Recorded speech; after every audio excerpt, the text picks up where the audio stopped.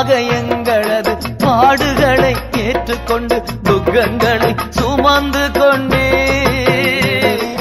நீயாக எங்களது பாடுகளை ஏற்றுக்கொண்டு துக்கங்களை சுமந்து கொண்டே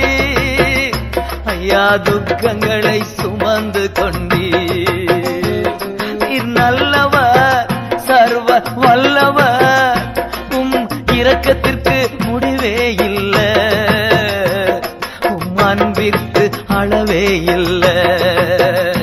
அவை காலை தோறும் புதிதாயிருக்கும் மனதுருகும் தெய்வமே ஏசையா மனதார துதிப்பேன் சோத்தரிப்பேன்